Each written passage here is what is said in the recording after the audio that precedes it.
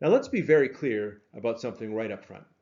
Systemization is a top-down initiative. It doesn't emerge spontaneously from the bottom of the organization. It doesn't happen because teams suddenly decide to align, document their processes, or adopt guardrails. Systemization only takes root when executives decide it matters. And more than that, it only succeeds when executives lead it. And why? Well, because there are things in this journey that only executives can do. No one else in the organization has the authority or the vantage point or the accountability to make these decisions stick. Without your leadership, AI will remain stuck in the cycle of pilots and experiments. But with your leadership, it becomes a force that changes the trajectory of the entire business. The first of these responsibilities is to set the vision. Teams on the ground are too close to their day-to-day work to define why systemization matters or why it matters now. They're firefighting. They're solving immediate problems, juggling deadlines.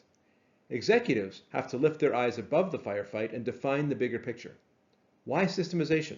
Well, because effort without systems doesn't scale. Well, why now? Because AI is widening the gap between organizations that are systemized and those that aren't. If you don't move, you'll be outpaced. That sense of urgency and direction must come from the top. The second responsibility is to choose priorities. One of the fastest ways to dilute the value of systemization is to try to do it everywhere at once. That leads to scattered pilots, fragmented energy, and frustration. Executives have the unique vantage point to see across the enterprise, to identify the few critical systems where improvement will drive disproportionate results. Is it customer service, where response times are driving churn? Is it product development, where cycle times are limiting growth? Is it risk management, where exposure could undermine investor confidence?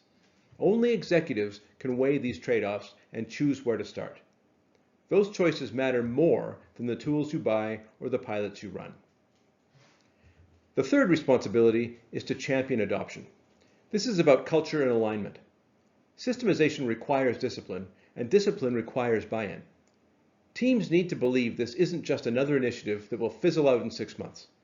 They need to see that leaders are serious, that you'll stay the course even when the novelty wears off.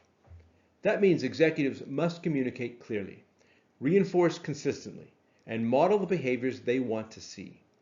Culture is built in the everyday signals that leaders send. And here's the key insight. Implementation is the team's job, yet direction and accountability, those rest with leaders.